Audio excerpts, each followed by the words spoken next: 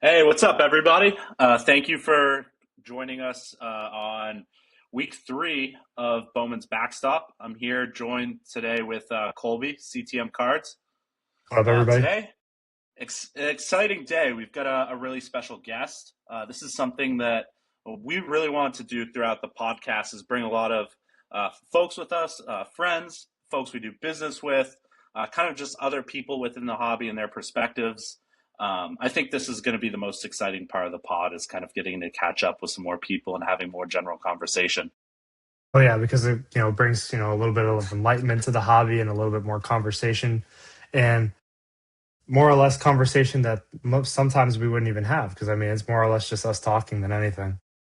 For sure. Yeah. So I get sick of hearing Colby talk all the time, so it's good to hear someone else, even though it's just me yapping. Um, but we're gonna introduce him here in a few moments, but kind of just wanted to run through our headliners first of a few of the fellows who have been heating up here the past week. Colby, do you want to start us off? Yeah. So the first name on our list is Cooper Fleming. He's just we've been raving about him the last couple of weeks. He's still just been Catering the lighting it ball. up. Yeah, since we've had our last podcast, he's up the batting average a little bit, and he's hit another home run, which is good to see because kind of his harp going into the season was that the power might not be there. Like we knew he had an elite hit tool, but it's good to see him flashing a sustainable and honestly quite a bit power going into the season. Yeah, cool. Colbs, this is a guy you're still buying, right? I think you picked up a big one today. Yeah, I picked up a true gold today off of our buddy Jacob. Jacob will be on the podcast, I'm sure, at some point. And then I had a true blue that came in as a wave today, but we got that figured out. And yeah, moving on. Was that one clean? Yeah, grading it. It's in my stash. Sweet. Let's go. Cool. Our next guy, Braylon Payne, to mention him, I want to ask Colby because I don't really remember myself buying too many of his cards from the 24 Bowman draft release. I mean, just a very crowded product. Have you really touched any of his stuff in the Um, past? I think I think maybe early on I had a refractor or two, but I wasn't really that high on him Okay. necessarily because he wasn't a guy I was going out and chasing, if that's kind of what the question was there. But Yeah, more so. he's an athlete. He's going to hit the ball. It was just a matter of time and him just getting reps and setting his feet within the system, I think. Okay. Yeah. Okay. Cool. Our next guy, uh, or to talk more on Braylon Payne. Sorry, I'm jumping the gun. 49 at bats, 6 home runs, great number. 11 ribbies, 6 stolen bases, an average of 367, which is very impressive. And more so impressively, an OPS of 1.288. I think It's a some huge one. outstanding numbers. Yeah. 19-year-old, 6'2", 186. Solid frame there. It's just his exit velocity has just looked amazing as well.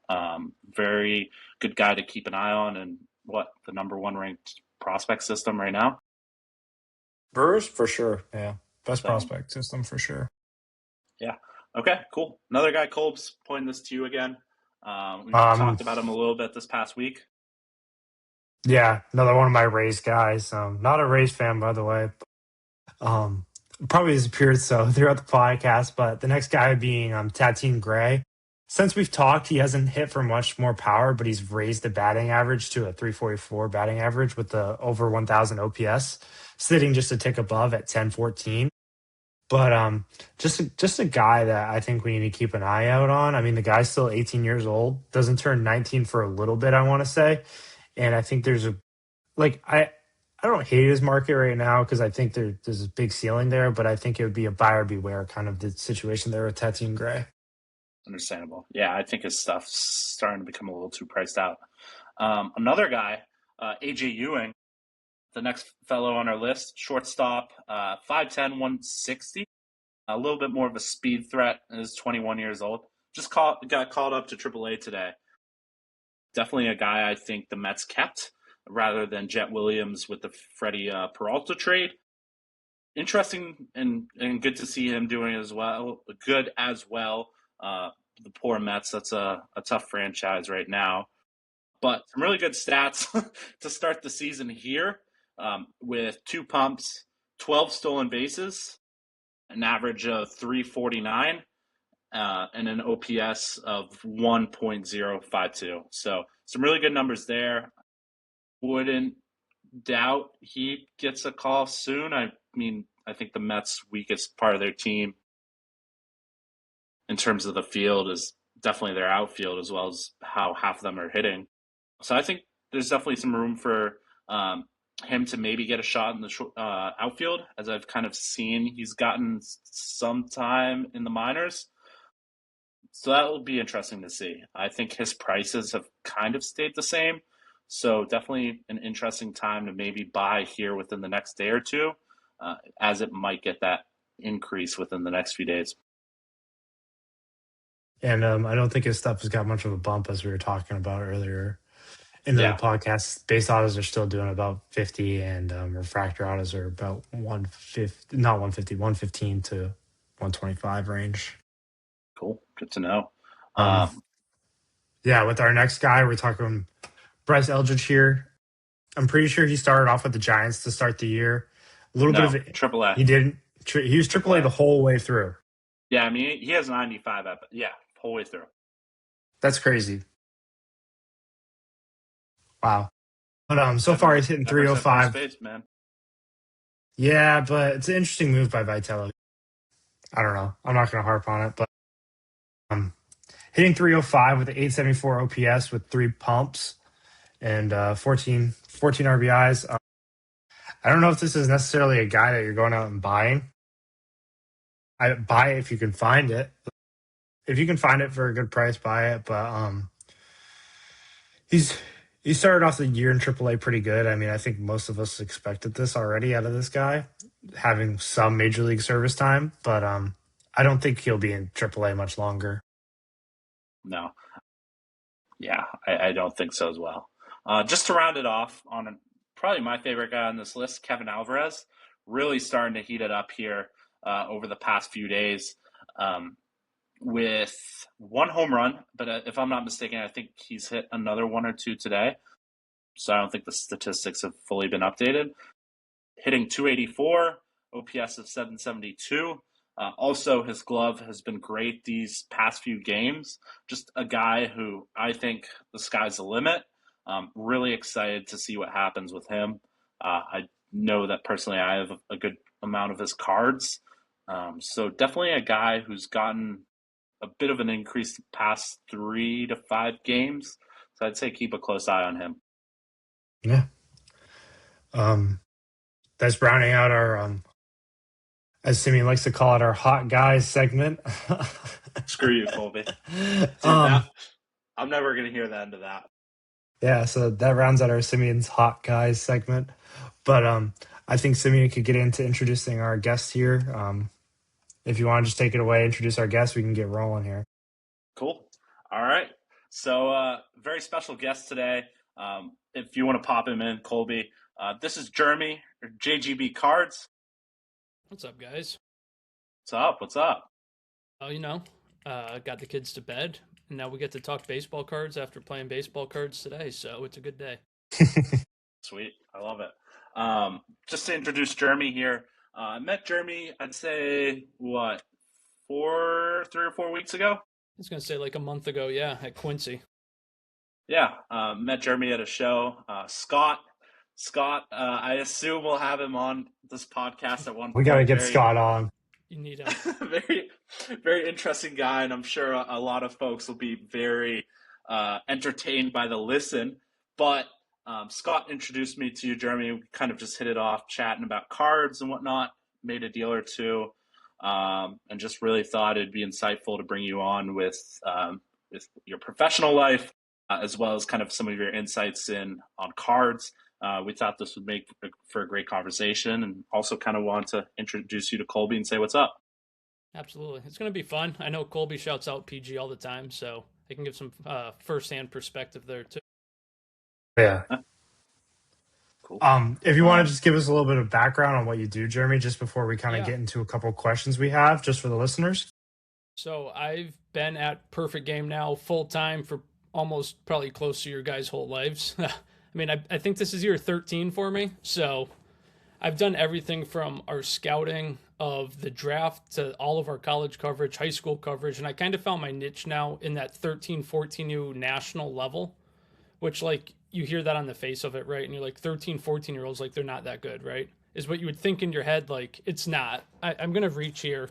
Like that was bad glare. That's Connor Griffin in my 13 and 14U game. Got to meet him. He said we went out to his MLB debut that says Finn's first game in my debut 4-3-26. So like, but like still Pretty have cool. those relationships. But you go through it and you're watching these kids now, and it's like this kid's throwing 93 at 14. This kid's already 6'2" and running a sub-7, and everyone now in cards like, oh, you have such an edge on it. And I'm like, I really don't. I can't buy future stocks in these kids. Yes, I knew who Connor Griffin was 5 years ago, but there's nothing I can do with that. And by the time draft comes, you already know who he is because he's a top 10 pick. But it is fun to have my personal opinions on a lot of these guys and be able to use that as my information to go in and buy some of these guys right at release that who might not be on other people's radar. Right. That's really cool. So you have your 26 Bowman list ready? You kind of ready to go? I have a couple of them, yeah. I think I want to go for some A tier guys, but like at the bottom of that A tier, like your David Shields types, because I love David Shields. Played in my 14U game, and I don't think he gets the loves he deserves. But I got a couple more kind of up my sleeve that we can get into if you want. Yeah. Yeah, for sure. Kind of one of our other questions, not just kind of how you got into your professional career, but how did you really get into cards? Kind of where did the idea come from to, start using your knowledge with cards, but kind of where did that love for Bowman and whatnot come from? So long as I can remember, I did hockey cards with my dad, and like would go get autographs. I actually have 2 here or 3 here. Those are don't ask me why I have them dug out. Those are 3 Alexander Ovechkin cards from Russia. I got them That's signed at cool. the draft in 2003, whenever he was drafted. And then That's you cool. kind of take that hiatus from cards, right? Like go through college and whatever, don't really care about cards as much, and got back into it. The prospecting of it is kind of what drew me back in. Like I was buying USA stuff because I could buy those guys early. Like you were getting your 13, 14-year-old guys that I knew, and then it's like Dylan Cruz just went second overall, and I have a black out of 10, and you sell it for like $300 on draft night, and it's like, oh, okay. And then you kind of go down that rabbit hole, and Bowman's king, as we've all found out. It's Of all course. anybody wants. It's the rookie card or the premier card, so it kind of just spiraled that way. Was any questions there? No, I mean, I think it's just interesting to get the insight from somebody that's had, kind of not, no, it is hands on with these kids since they were 13, 14 years old. And just trying to, and like, just break it down. And the thing is, like you said, these 13 and 14-year olds, they just get better every year. And it's just a matter of time to, kind of digest it. And honestly, as dumb as it sounds, maybe even scout some of these 13 and 14-year-olds For going sure. into a mental note saying, in 4 years, this guy's going to have a draft auto. Yeah, like or just like, hey, this guy's like a premier athlete. Let's see how the rest of the tools develop at an early age, and that's what we do because we run all American games from 13 all the way up to seniors in high school. So you get to see that progression. You get to see if a kid's swinging and missing a lot at 13, 14, 15. Maybe he'll figure it out. But what if he doesn't? I just still, even all these kids now, I mean, I'll say like have hit puberty and have become adults. Like I still in the back of my mind remember them when they were 13, 14, 15 level, and even flaws then are like, well, did he really get rid of that? Can he actually spin the breaking ball now? Like, is that arm action cleaner? Can he throw strikes? So it's always there, but that's probably the 1% of people who think like that within the card hobby now. So, but For sure. Yeah. Kind of another question going along what you said about looking for tools and whatnot. I know Colby, when he buys Bowman, specifically guys from a new release, he looks for those guys with a lot of the athletic abilities. mhm. More so me, I kind of looking at certain tools, seeing are they proficient in that tool, and are they able to kind of expand or get better on a tool that may be weak. What are you more specific? Are you more so looking for those athletic guys? Are you a little bit of between? Kind of what more so are some of your strategies when looking for some of these guys, and what do you go off of? Yeah, I've described it in the past when I do like video stuff as they're so young, they're still developing week to week. So you're really building a puzzle every time I see a kid. And you might go see them the first time and they don't swing the bat once, but you saw them steal two bases and the intelligence is there. Or you see them with a quick reaction or athleticism in the dirt, in the outfield, good reads. And every time you see them, you start putting a piece of the puzzle together. Hopefully by the end of the summer or a year or two down the road, you kind of have a bigger picture of who he is as a player. But definitely, I'm with Colby there. With the athleticism is like the foundation of what I want to find. Connor Griffin, I'll keep going back to him, was a freak athlete at 12, freak athlete at 13, freak athlete at 20. Like, he's not losing that. He's got like the top sprint speed in the big leagues still. And there's guys who, even at a young age, like, I'm trying to think of other guys, Roman Anthony, who at the time at 14 was like a string bean. And the power wasn't there, but he could really hit. He had a really good approach and didn't often chase. Then come 16, 17, he's putting balls oppo out.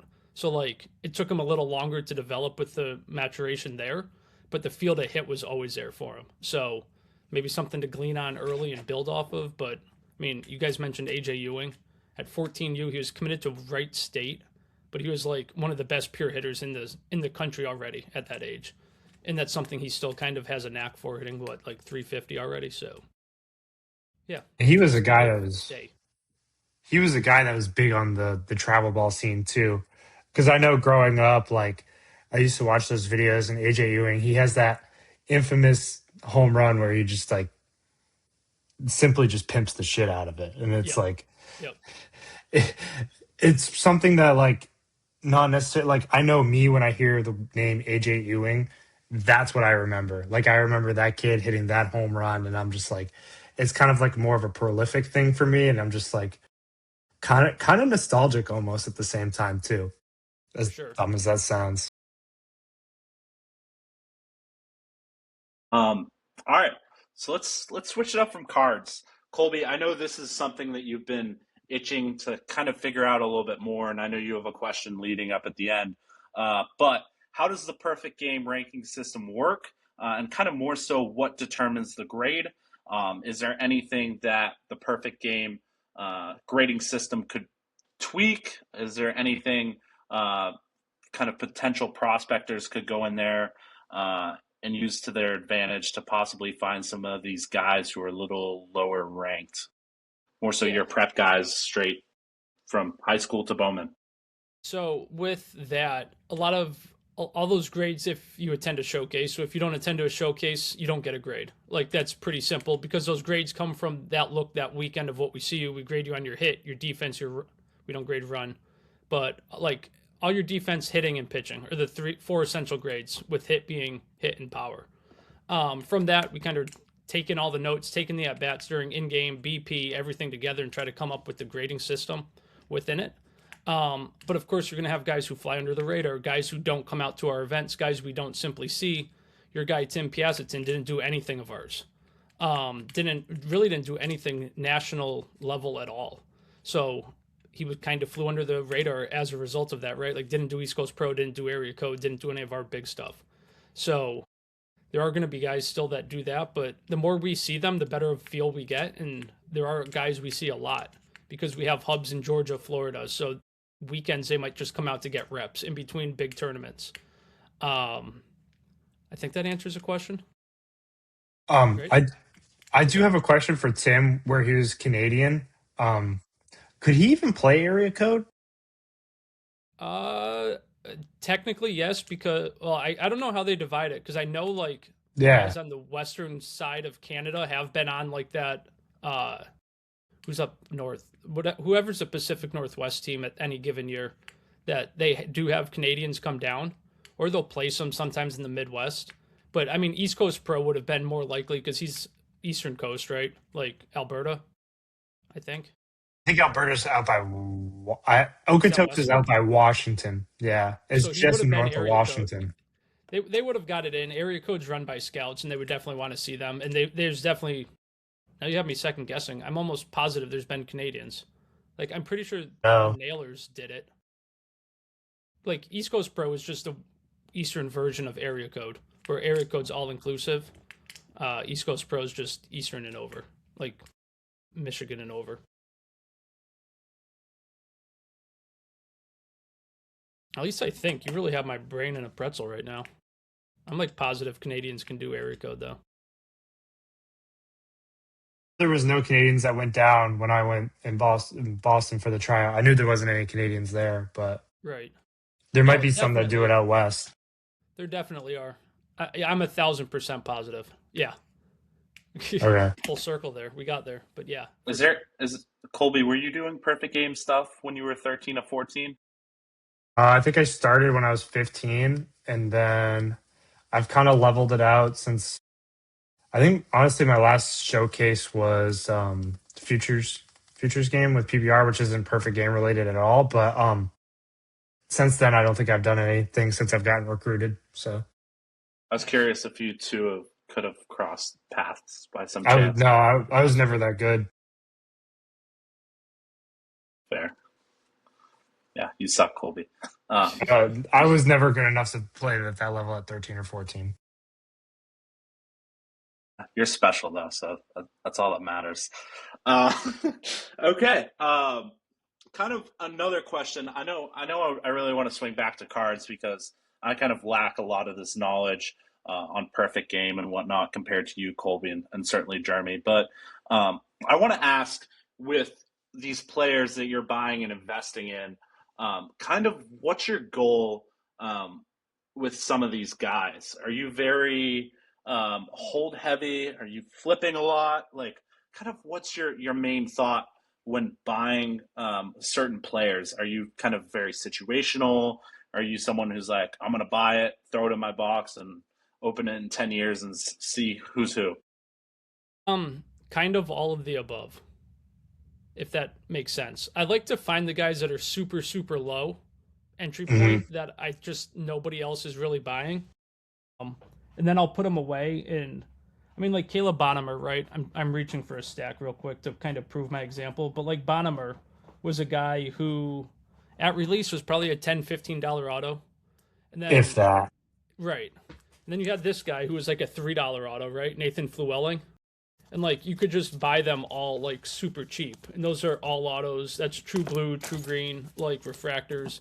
And I was buying base autos for anywhere between $2 and $5.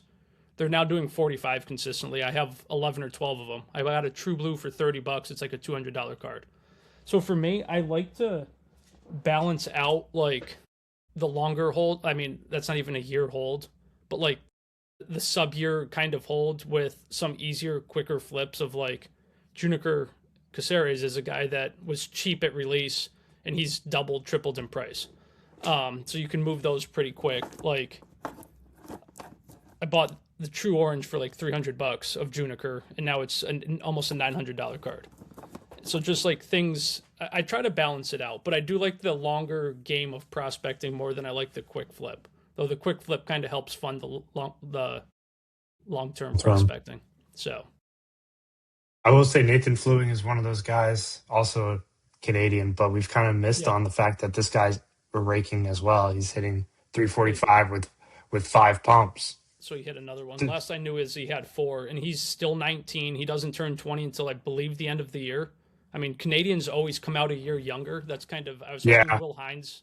I was hoping Will Hines was going to be in either draft or the 26 Bowman.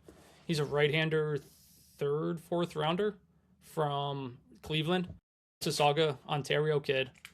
Up to 95, 96, 97, can really spin it. Really has really good pitchability, and I think being a non-first round arm would have made him be really cheap, kind of like a Braylon Doty at last year's draft. But no luck, don't have him in any checklist yet. Yeah. The funny thing that you're mentioning about Canada is for people that don't know, Canadians, they graduate almost a year early than what we do here in America. Um, so it does make them earlier at the draft time as well, which also is interesting. Yeah, they're 1 year ahead, and then when we try to figure out how to like, they'll ask us like, how do you want us to be classified with their graduation year? but they always come out super young, which plays well. I mean, Braylon Doley's not Canadian, but he was young coming out. But Will Hines, right-handed arm. Cleveland loves their younger guys at draft. It's part of what they look for in the draft, or so it seems with everybody they take. But I'm trying to think of like I don't think who I else have they him. have for like longer hold guys. Just guys that I find that are like cheap and undervalued. Like Sabdiel Delzine's another one. Red Sox arm. Like, He's interesting. he's super interesting. Like he's 6'5", right? He Right. The was numbers were very poor last year. he only threw 9 innings. He got hurt. Like he got hurt and they shut him down. I think Is he that threw why? 9.1 innings. Like he's mid 90s, has the best changeup in the org, and throws a breaking ball that he can land for strikes already. He's 6'5", did that at 17. Like I think if he's healthy, he's more in that conversation with DeFrank because I think that pitchability compared to a DeFrank throwing 102, like Thrower, would not a push pitcher. him up. It would push him up to at least be not a $5 base auto for Delzine. I I think what's disappointing is Esteban Mejia for the Orioles. His stuff's not going to be cheap. I thought it'd kind of be a little cheap, like Syme at the start of the year, as Right. well as DeFrank. I don't Simon think was dumb cheap. I don't think we're Yeah. going to get another under the radar on him. Like I his don't think stuff, so. if his stuff is like what were Syme refractor autos at the start of the year, Colby? 10, 20 bucks? Like I was buying base and refractors for $3 like a base auto, and then like maybe $10 a refractor auto. It was stupid. Because initial he was expensive or more expensive because Topps put out that tweet about him being a 18-year-old throwing 102. But then I think it kind of quickly dipped because I bought a 71 for I think I binned it at $80. Yeah, and then the Same thing thing with is, right around the prospect games, 100 again, and then Yep. it's And not going to go down. you haven't been able to touch it. I mean, base are now kind of like 2025, I think, but refractors are still 50 plus, like pretty consistently. same thing with Mejia. Mejia dropped the post about, or Topps dropped the post about Mejia. Did they? Yeah, they already did it. So The only What's the guy's saving name? grace, Esteban Mejia. I was The telling you about it's the Orioles 6th overall prospect. What I'll take a look. the only saving grace is that the Rangers also have an Esteban Mejia in this year's Chrome, and I know people who were buying these up thinking it was the O's guy, but it That's wasn't. funny. So I'm thinking maybe that'll at least flood eBay where people aren't going to sift through everything. So What's the deal with this Esteban Mejia guy? I don't know anything about him. he throws 104, like has actual pitchability and like This is what is I told huge. you, Colby. Esteban, he's skinny though. He's 175. Is he just like an elite mover? He's very well like balanced for his size, and on all the clips I've seen. So he knows his body well, basically. Yes, which That's again nice. speaks to the foundation of the athleticism. Athleticism thing, exactly. I Yeah. just bought his True Blue again, another one this weekend. How much? It's That's Maybe $60. a fire deal. It was in a bulk deal, but like That's fire. there's that a Bonham. I bought a couple slabs with it too. I don't even His know where stuff's they are. his stuff's hard to find. It's not. Yeah, it's not easy, and it's never really that cheap. No, I have a mini Honestly. diamond that I bought in a value box at our local show here for $10. That's a Doty HTA that was in the deal too. Cool. That's A cool. mini diamond. That's good. So I bought that for $10 and like either a base or a refractor for like $2. But I had to pay up for this one, unfortunately. Yeah. Yeah, Still a good one to have though. Yeah, no, he's nasty. I think what's kind of cool about him. I saw that. I put an offer in on it and I got auto declined like instantly. I thought it was kind of interesting that it was just sitting. We should go 3 ways on it. You got me looking during the podcast. He's just so cheap. Like I'm the same way though, right? Like I see a tweet or I get a name from somebody, I immediately go look and just see A, what their market is, B, is it affordable, C, how cheap of an entry point can I get in on at least a refractor? What Did you do that on Tim last week? No, I sold all my Tim. Ah, he sold me one of the out of 35s Colbs. one of the logos. One that I was trying to Yeah. hook you up on. The logo-less logos. What's cool about kind of swinging back, I'm going to mention two things real quick. Luis De Leon doesn't have a lot of video, which is really interesting. Like accessible video on X or even YouTube, like it's kind of hard to find, which is interesting. Another thing, which for you two, I can pass it along. I'm in this really cool Discord that does a lot of Bowman breaks. And what's kind of cool is they have a chat bot. I know you probably follow your guys, Jheremy, but they have a chat bot that bumps posts from certain guys on X, like, oh, this guy just hit a home run, or this guy just pitched this amazing game, and it does it instantly.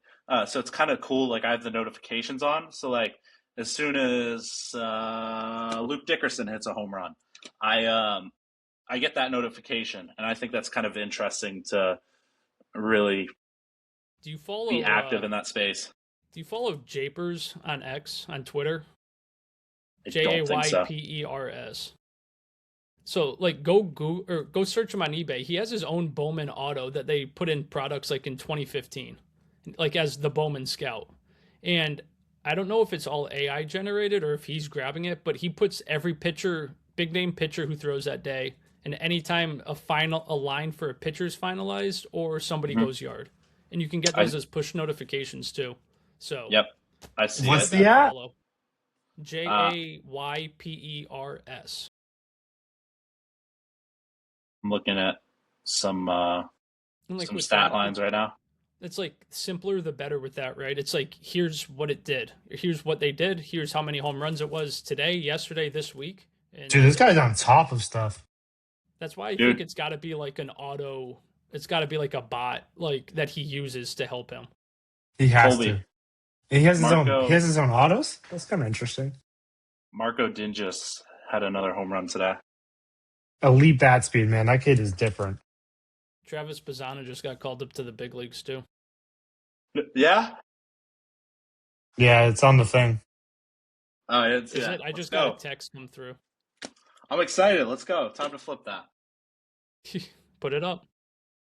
All right, we got to kind of reel this back in. we got to reel this back in. Here's my question. Something like that. Now, do you wait for the first game or do you go put it up now with the debut hype?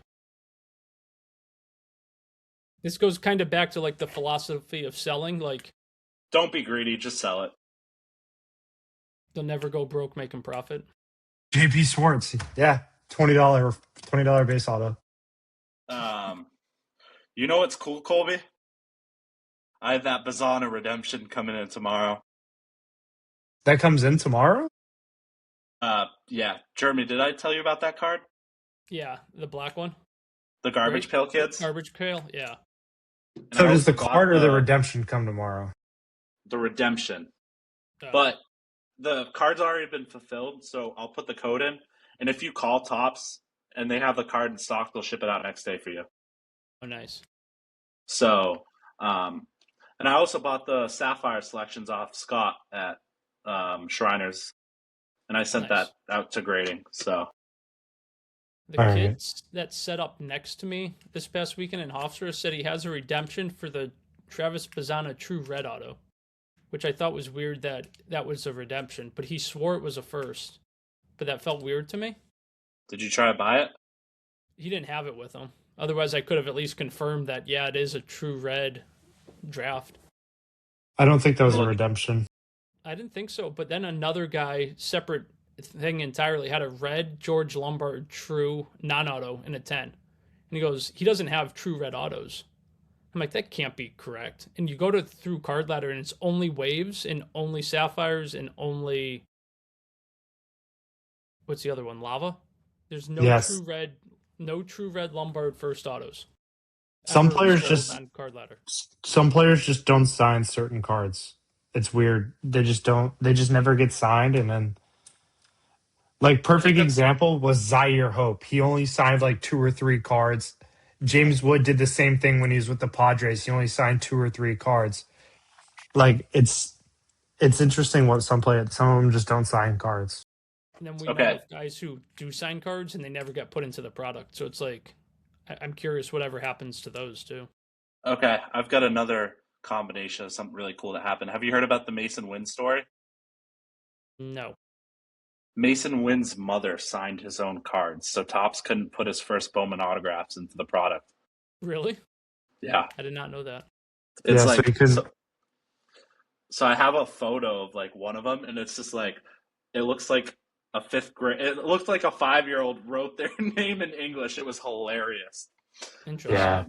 So Topps. That's like Nelson Rada's, right? Like all of his True Orange and lower are apparently not him, or they're signed aftermarket. I read somewhere. Something. I've heard that. There's something along those lines. I don't know exactly what it is, but I remember stumbling across it somewhere. Yeah, I've heard that. Okay. I gotta reel us back in because we've kind of just gone complete conversation. We gotta go back. We gotta go back to a question here. I know we've kind of, yeah, we were kind of talking about how we were looking more athleticism than we are tools. But if you were looking for a specific tool in a player coming out of high school, what would that tool like? What is the most important tool for you? Hit tool. You can grow into power more than a power hitter can grow into a hit tool. For me personally. Yeah, that's kind of how I've always looked at it too, and that's kind of how we've gone over it the last couple of years. Especially when it comes to cards, would be opposite though. But I don't know. Let me try to rework that. Like in cards, you want the power, but to have that hit tool, like a Kevin Alvarez who's growing into his power because guess what? He's 17. Like Franklin Arias growing into his power because he's 20. Like they've been really good hitters. Now that the power's coming, look at their card prices have exploded as a result. So find those guys who can put the bat on the ball, and even Christian Campbell could hit. Red Sox made a quick change to his like ability to lift the baseball, and he skyrocketed. He was another $5 auto at a draft, made a swing plane change, and became the hottest name in the hobby when that happened. I got another funny story off of that, and we're gonna go right back into a conversation when I say this. This was one of the first guys that me and Simeon really went deep on. I have family there, Colby. You found him. Yeah. Like I went to because the Red Sox have great access during spring. For anyone that hasn't gone, if you go to Fort Myers, you can literally get from here to here with the players and get really in depth with them and ask them questions and whatnot. And most of the time, they're pretty responsive. But Christian Campbell was one of those guys. It was like early spring training. You could just tell he was different than every other player on the field.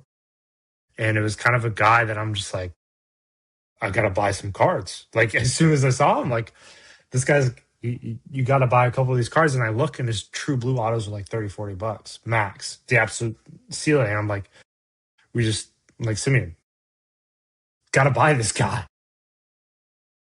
And you almost like second guess yourself, like, do I know what I'm looking at? Why is he so cheap? Why is nobody else buying him? I get that a lot with some of the guys I go in on, and it's like, no, just trust your gut. And there's been guys I trust my gut on, but I don't buy, and then I'm like, I should have listened to myself. And happens too much. I think a lot of that is also like, as dumb as it sounds with the hobby, the media has such a play into it. Like big time. There's so many players that are better than the person that's being pushed out there necessarily. I'm not going to say that they're better, but there's better places to put your money. Yeah. Everything is driven by hype. And like a perfect example right now of somebody driven by hype, JoJo Parker. I mean, I love JoJo Parker. Don't get me wrong. But when you have somebody like Cooper Fleming who's producing at the same levels and he's a fifth of the price, it doesn't really make sense for me personally to go out there and buy JoJo Parker instead of Cooper Fleming, even though JoJo Parker's ceiling might be that much higher than Cooper's. I don't know. It's just a thought I kind of wanted to throw out there. Yeah. JoJo is somebody we've seen. He has a twin brother, Jacob, who's at Mississippi State now. And crushing it. They were like complete opposites physically all the way through. but you had the middle infielder JoJo who weighed like 120 pounds, and Jacob who was 6'4", putting balls out and weighed 190 pounds. But JoJo always had the feel to hit, could always play the game of baseball, middle infielder type. Jacob was an outfielder. And now we're seeing JoJo get into his man strength. And with that, jumped up the draft boards. Jacob could have been drafted. He announced his intentions to go to school, killing it at Mississippi State. But that was kind of like, what is the ceiling right now for JoJo? Because he's already hitting for more power than I thought he would. And like doing it easily too. It's very interesting because we talked about that on an earlier episode when he hit his first home run. I went on Google Earth and they were talking about how it went over the building in right field, which would have been like 470. I'm sure he was exaggerating a little bit, but like even if he hit it like even if he hit it 425, 430, it's still a shot. And it's kind of interesting to see what, the ceiling is for some of these players, and kind of nobody's got the magic bottle. You know what I mean? Nobody's going to be like, hey, this guy's going to be the next Mike Trout, but it'd be nice. It's also, though. Make some money. Yeah. I wish I had a time machine, man. Go back and buy. That's what my dad and I were talking. Yeah. My dad and I were talking, and he was like, yeah, back in like 2000 when I was like shipping in Baltimore, I was going to card shops. I'd see all these Brady rookies, and man, if I just had a time machine to go back and buy them, I was like, yeah. So I kind of want to ask. I have two more questions I want to ask, and then maybe Simi has a couple more. I know it's kind of a direct, and it's kind of probably hard for you, but give me two of your favorite names from draft. I know it's specific, but two. Like this past draft. Yeah, 2025 draft. With cards. It could be without cards. Just whichever two names are your favorite. I know. You didn't prep me for this at all. I gotta let me think. Okay, here's one. I think Xavier Nayans is gonna be awesome as a hitter. I think he's gonna be awesome. I think him compared to even like a JoJo and an Ethan Holiday with their prices, and I'm just grouping them all together because it's three left-handed hitters. For the gap between them, I don't think the talent level is indicative of the price gap, if that makes sense. I know exactly what you're saying. I think X has a really good hit tool and can really hit for power. I'm going to insert this in there. His stuff is extremely hard to find. I don't know if you have much, Jheremy. Because I bought it all. It's been extremely hard to find even refractors. My advice is, if you find it, to the listeners out there, just buy it.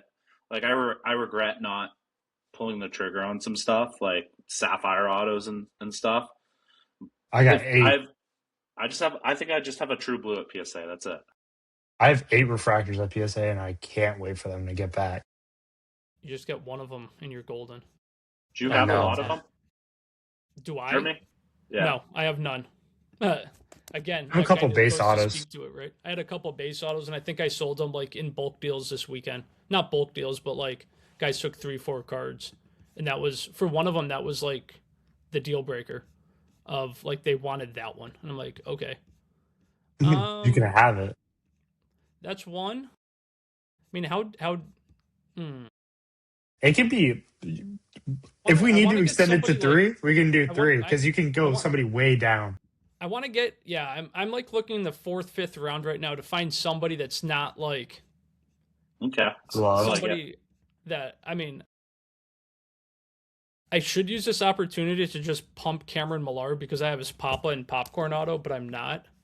I don't know anything about him. Pump it up, Mike. My gold's going to auction, so pump it up.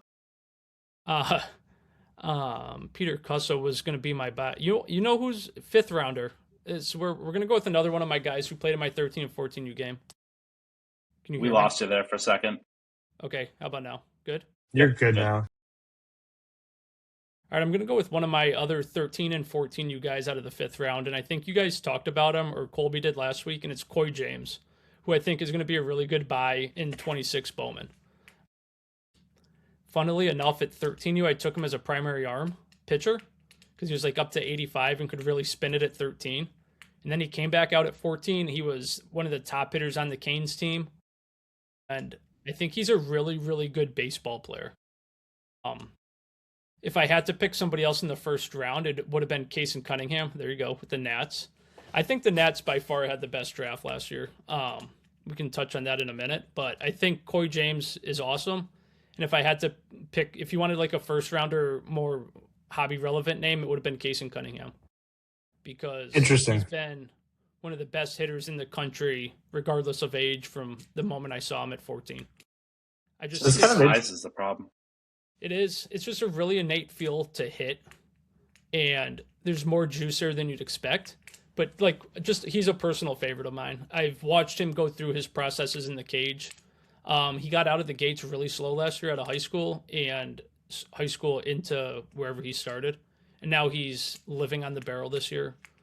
And I think the ceiling's probably like 15 pumps, but if you get that out of him, you're okay with it. Yeah.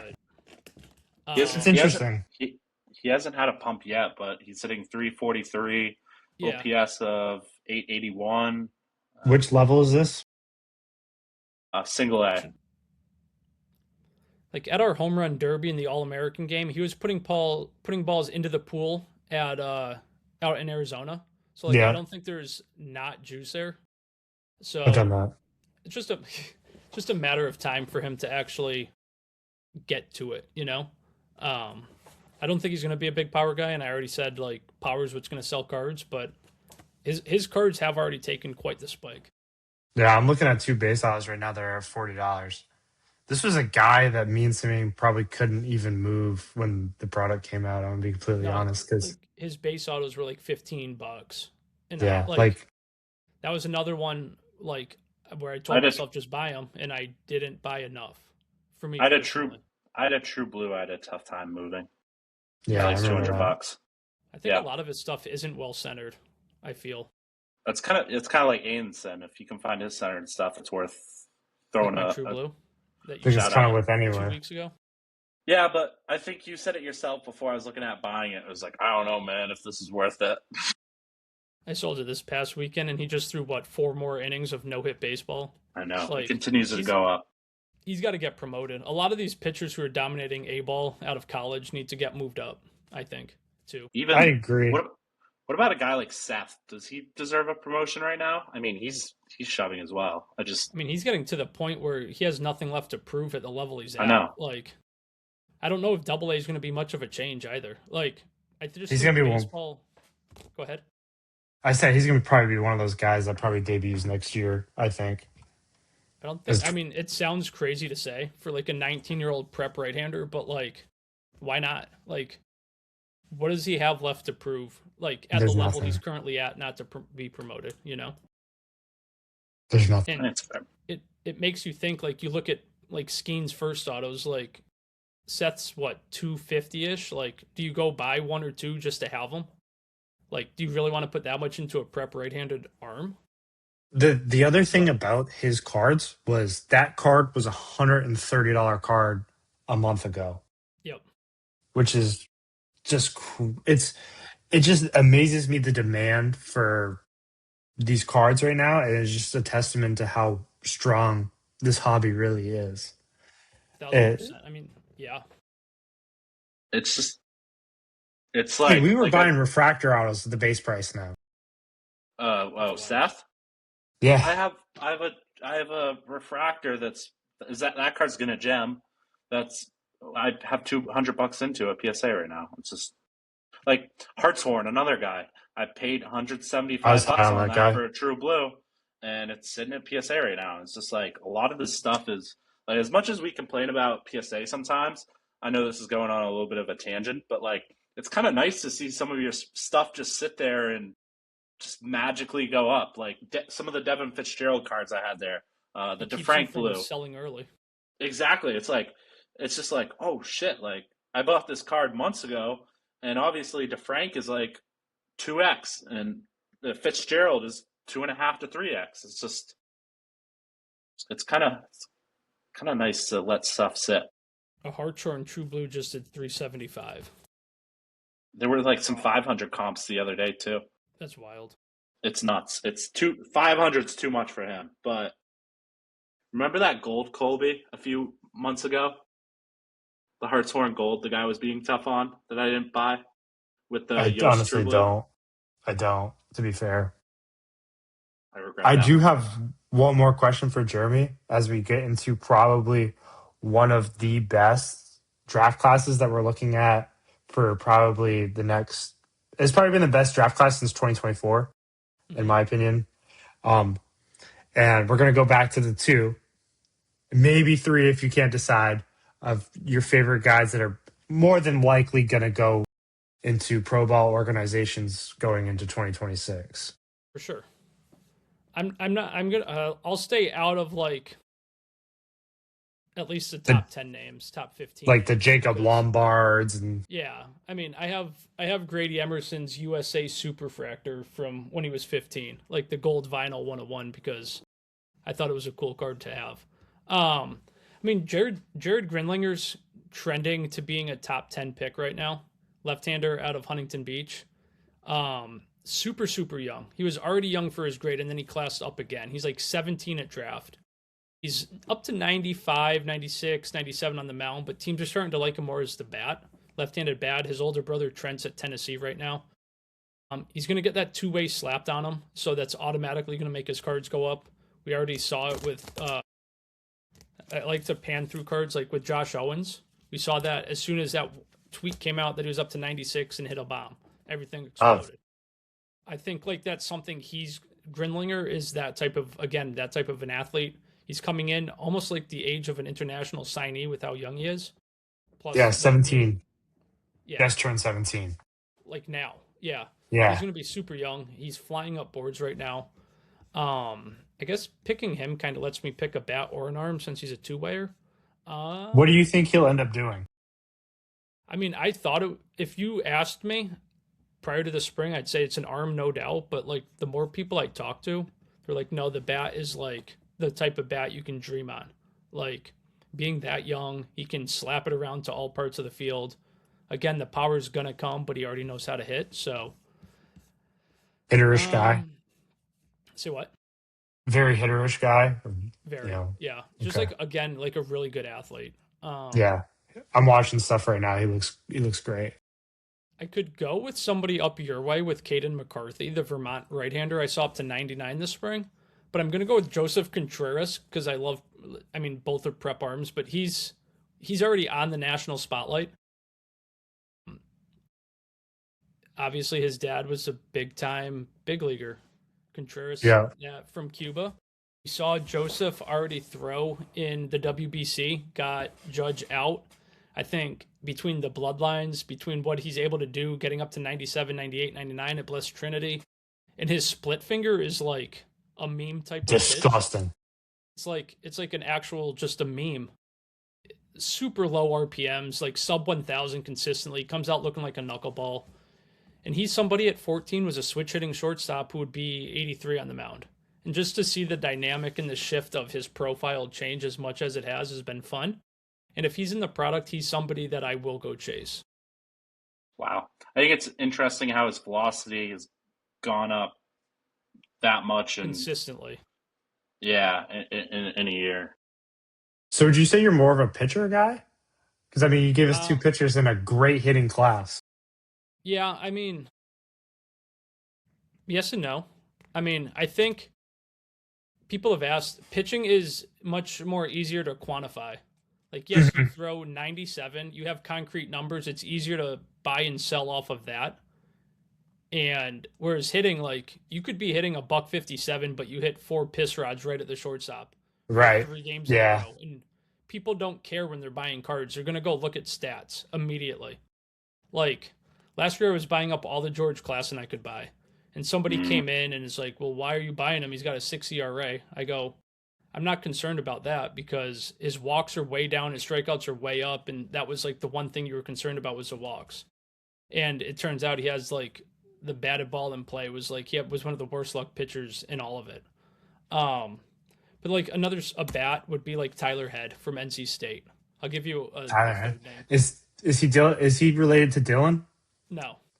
Okay. No, Tyler's a big 6'4" outfielder who isn't hitting for a ton of juice yet, but gets on base like consistently, like really good zone awareness, good athlete, has a history of hitting. And again, like he's big and left-handed, and that is somebody Big that guy. I think is also kind of trending up the draft boards in the right direction now and has a lot of the things that teams look for. So Very Is high on your he? ranking. I can't seem to find him. Is he in look up college? Ty. It might be Ty Head in Yeah, I Yeah. got you, things. Colby. It is tie head. Yeah, he's at NC State. I will Yeah. say NC State has a great way to keep players there. Their endowment is great. Yep. Like They and keep players out of the draft. like he came out as a top 50 prospect for us, like to begin with, but they do a really good job of like finding those. I mean, it's the same coaching staff that's been there for as long as I've worked here with Elliot Avon and that crew there. And like they went and found Trey Turner when Trey Turner wasn't like Trey Turner. They had Carlos Rodon that same year. They had 2 first-round picks who came out as like ranked 500 in the top 1,000 for us. And I think that just kind of speaks to their able to like develop. Jacob Kozart came out and he's kind of getting some steam now within the card market. They just do a really good job of everything there. Cool. I think those are some insightful guys to look into next. Yeah, I've one last question for you, Jeremy. I Fire know away. I don't think we really touched on it more, or really, how'd you get into working with Perfect Game and kind of going down that path of kind of, I don't know, just working with prospects and folks in baseball. So really, like it was a summer internship of doing. They were at that time they would hire and fly in people to do Game Changer. They'd put you up in a hotel, give you per diem for the week, and that was it. Like that's how it started. I went and sat at East Cobb, which was like the hub of the 17U WWBA the entire week. Half the games got rained out on like day one, but so you'd go up to the tower and just I was there to like watch baseball and see prospects and write them up and try to figure it all out, right? And talking to somebody, I didn't know who the owner was at the time. Talking to somebody about prospects, turns out the guy next to me listening was the owner of the company, Jerry Ford. He goes, "Hey, if you can get down to Jupiter and like work another tournament." And when I got to Jupiter, he basically said, "Once you graduate college, you'll have a full-time job." And then from there, kind of back then we were like a three-man scouting staff, 4-man scouting staff. The 3 other guys that were with me are now all scouts, cross-checkers, directors in teams right now. I never really wanted to go that route, and I've just kind of grown my niche within company over the last dozen years. So it was really that simple. We still hire guys, we just don't fly them in now, but we do hire people from all over the country. It's We've really just gotten neat. so big. If we flew everybody in, it'd be a lot. Money, yeah, it's cool. But yeah, I mean, it's Colbs, fun. yeah, I got it. I mean, getting paid to watch baseball, you can't go wrong there. That's what it comes down to, really. So, and then making relationships that still last with a lot of these guys is really like texting Case and Cunningham the other day because we needed somebody on a podcast for work, like to kind of talk about their experience through the prep ranks into pro ball. Text him and he's like, "Yeah, I'll do it." So it's cool to have and kind of maintain those. Yeah, For I sure. thought it was really cool, like your experience with Connor and opening day, and I just thought that was really, I thought that was really cool, and it just like it just kind of shows like how much you care about those guys as well, because like I know it's just a photo, but Connor truly like looked happy Right. to like see you there, support him and whatnot, and you know, to bring your son along, and I think that's really cool, It was the fun. relationships that you can make with that. It was a long day and a lot of like packing or a lot of planning within like a 2 hour span to get out there the next day, but it was worth it for sure. Even if Finn, my 4-year-old, won't remember it, like he has the photos, he has a card, and I mean he wore a Pirates hat and T-shirt today, and he said, "I got my Connor hat on and I got my Connor T-shirt on." So that's all that like Remember, he remembers Connor's name, so that's a start, you know. So Colbs, yeah, any wrap up questions? No, I just appreciate you coming on, Jeremy. It was very absolutely. insightful, and I'm glad to meet you. finally, face to face. Simeon's told me plenty of stories, so. Good. Yeah. All Any good. I just want to put this out there. Open invitation anytime you want to come on chat baseball. Like anytime, shoot me a text and just be like, "Hey, need to debrief, chat some Bowman and ball," and I'm more than down. Anytime. happy to jump on. Colby, you had one other question that I'm bringing up about something with perfect game and you. I want you to ask that final question now. All right, fair enough. All right, so thank you everyone for joining. Really appreciate you tuning in. We'll be back next week. I think that's all there is to say. All right. See you guys. Thank you.